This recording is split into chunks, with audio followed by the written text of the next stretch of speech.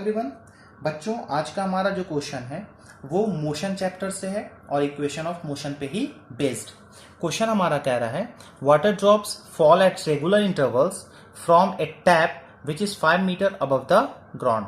किसी नल से पानी की बूंदें लगातार इक्वल इंटरवल में क्या कर रही हैं, नीचे जमीन की तरफ गिर रही हैं और टैप की ऊंचाई जो है जमीन से वो कितना है, 5 मीटर है। उसके बाद लिखा हुआ है the third drop is leaving the tap at the instant the first drop touches the ground. तीसरा बूंद उस नल से तब निकलता है जब पहला बूंद जमीन को टच कर देता है।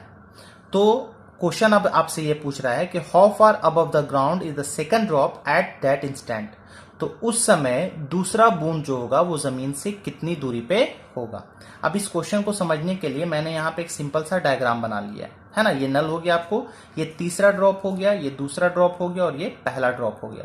तो पहला ड्रॉप जब जमीन को टच करता है तभी तीसरा ड्रॉप जो है इस नल से निकल रहा है ना। देखिए यहाँ पे लिखा हुआ the third drop is living the tap at the instant, ठीक उस समय, उस क्षण जब पहला ड्रॉप जमीन को टच कर रहा है। ठीक है, तो उस समय दूसरा जो ड्रॉप होगा कहीं ना कहीं बीच में होगा, तो ये दूसरा ड्रॉप जो होगा वो जमीन से कितनी दूरी पे होगा हमें वो निकालना है। यानी कि ये x डिस्टेंस मैंने मान लिया x मीटर, तो ये x का वैल्यू फाइंड आउट करना है। क्वेश्चन समझ में आ गया। चलिए अब इसका हम लोग सॉल्यूशन करते हैं। देखिए सबसे पहले हम लोग बात करेंगे फर्स्ट ड्रॉप की। फॉर फर्स्ट ड्रॉप हम निकाल लेते हैं कि फर्स्ट ड्रॉप को जमीन तक पहुंचने में कितना टाइम लगा होगा। तो फॉर फर्स्ट ड्रॉप u का वैल्यू कितना होगा, इनिशियल वेलोसिटी क्या होगी पानी की बूंद की, वो तो 0 होगा है ना। उसके बाद फिर यहाँ पे एक्सिलरेशन जो है, चूंकि यहाँ पे पानी की बूंद जो है वो फ्रीली फॉल हो रहा है, यानी फ्रीली फॉल करने का मतलब वहां पे एक्सिलरेशन जो होगा वो एक्सिलरेशन ड्यू टू ग्रेविटी के कारण होगा, उसके बराबर होगा। तो एक्सिलरेशन ड्यू टू ग्रेविटी का वैल्यू आपको कितना लेना है, 10 मीटर पर सेकेंड स्क्वायर, है ना। ये आपको क्वेश्चन में दिया हुआ है। डिस्टेंस कितना है भाई, यहां से पहला बूंद जब नीचे आया होगा तो टोटल कितना डिस्टेंस तय किया, 5 मीटर तय किया। तो हमें निकालना है क्या, टाइम। तो हम लगा देते हैं यहां पे second equation of motion.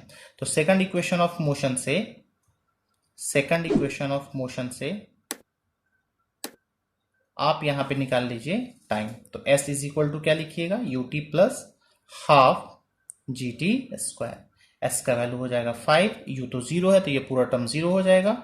Half multiplied by 10 into T square, ये हो गया आपको 5। It means 5t square is equal to 5। तो ये 5 से 5 कैंसिल, तो t स्क्वायर बराबर आ जाएगा 1। It means t is equal to कितना आ जाएगा, 1 सेकेंड। यानी कि पानी की बूंद को नल से जमीन तक पहुंचने में कितना टाइम लग गया, 1 सेकंड लग गया।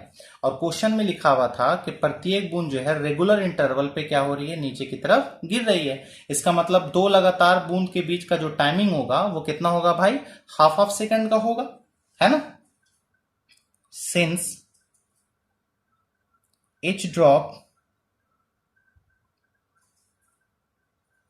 is falling at regular interval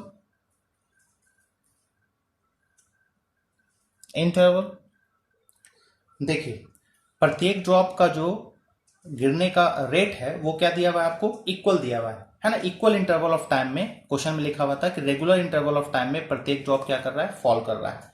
तो यहां पे आपको जो टाइम इंटरवल होगा दो सक्सेसिव ड्रॉप का, दो लगातार ड्रॉप के बीच का जो टाइम गैप होगा कितना होगा, हाफ सेकंड। हाफ सेकंड यहां, हाफ सेकंड यहां, तो टोटल कितना हो जाएगा आपको, 1 सेकंड हो जाएगा। तो हम निकाल लेते हैं कि हाफ सेकंड में सेकंड ड्रॉप जो है नल से कितना डिस्टेंस, ऊपर से कितना डिस्टेंस तय किया होगा। तो यहां पर मैं लिख देता हूं फॉर सेकंड ड्रॉप, दूसरी बूंद के लिए u तो वैल्यू 0 होगा, है ना, इनिशियल वेलोसिटी 0 होगा नल से जब निकला। तो उसके बाद फिर यहां पे आपको a का वैल्यू जो है वो तो पता है आपको, g के बराबर है 10 मीटर पर सेकंड स्क्वायर। और टाइम जो हो गया आपको कितना हो गया, हाफ सेकंड। तो हाफ सेकंड में हम निकाल लेते हैं कि ये नल से कितना दूरी तय किया। तो s इज इक्वल टू आप निकाल लीजिए ut plus half gt square. ये वैल्यू 0 हो जाएगा, यहाँ पे हाफ लिख दीजिए, g का वैल्यू 10, t का वैल्यू 1/2 का होल स्क्वायर, ये हो गया आपको 5। तो s का वैल्यू जो आ जाएगा वो कितना आ जाएगा, 5/4 मीटर।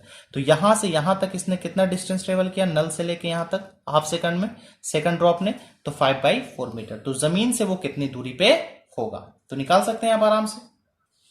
तो देखिए जमीन से इसकी दूरी कितनी होगी, तो टोटल 5 मीटर है, इसमें से 5/4 मीटर इसने डिस्टेंस ट्रेवल कर लिया, तो 5/4 मीटर को आप माइनस कर दीजिए, तो कितना आ जाएगा 20 मीटर माइनस 5 मीटर बाई 4, तो ये आ जाएगा आपको 15/4, मतलब आ जाएगा 3.75 मीटर। ये हो जाएगा आपका आंसर। उम्मीद करते हैं क्वेश्चन समझ में आया होगा और सॉल्यूशन भी।